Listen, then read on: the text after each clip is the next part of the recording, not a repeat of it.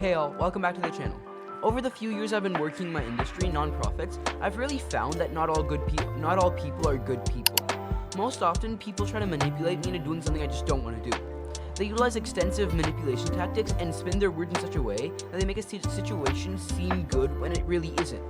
Now, it may seem like manipulation is something that every antagonist in your life is going to use, but in reality, manipulation is all around us. It's in the news we hear, the ads we see, the politicians we listen to, and the friends we hang out with. If you can just understand how to identify these manipulation tactics before they get to you, 99% of the threat is gone. And that's what today's video is about. In today's video, I'm going to cover the top 8 most common manipulation tactics that you'll see in your daily life. Okay, let's get into it. Now to start, I'm going to cover something called gaslighting. You may have heard this word being thrown around on social media or at school, like it's a horrid thing. But in reality, it's just a cool trick you can play on your friends. Okay, so imagine you and your friends want to get something out to eat. Your friend suggests pizza, but you want tacos instead. So you guys end up ordering tacos. After the tacos arrive, you decide that you really didn't want tacos. You actually wanted pizza. Now your friend says, "I told you that." But you completely deny that fact and say, "No, you didn't. You never told me. You were the one that suggested tacos." This exchange is basically what gaslighting is, where you make another person believe that they didn't do something even though they did. Now here's how to avoid it. The only real way is to trust your gut. You could take notes, but are you really going to do that with a friend? In a business setting, it's best to take notes. Record what your client is saying so you can easily get around any lies that they can tell you. Okay, moving on. Let's talk about something called the pity party play. Basically, this is when the person you're speaking to starts playing the victim. You usually see this in ads asking for donations. You know, the ones with the puppies. Or when you're asking your sibling to do something and they say, "Ugh, fine, I'll do it, even though I'm so busy." Many of you may know the pity party play by another name, the guilt trip. Now, the only way to avoid it is just not to care or push them on their guilt trip. Whenever they say they're busy, take some of their work off of them. This calls their bluff. If they're faking, then they'll do the work you ask them to do. If they're not, then you're helping your sibling.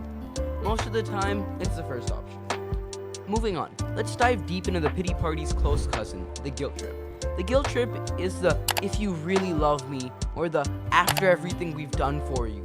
Both of these lines force you to reconsider what you're telling someone, make you feel like the guy who did something wrong, the antagonist.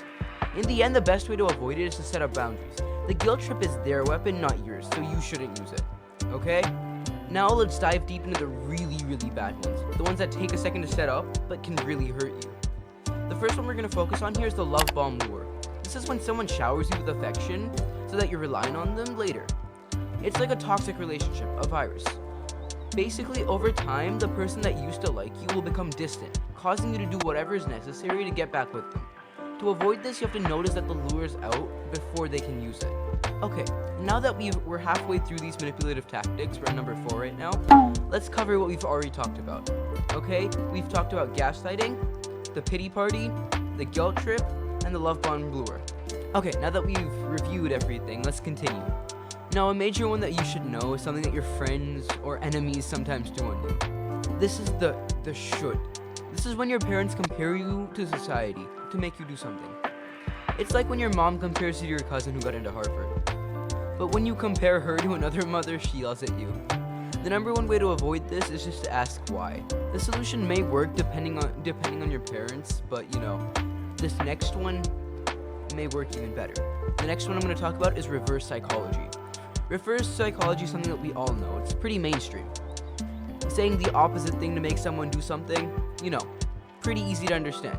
It just takes advantage of the fact that most people don't want to listen to what you're saying.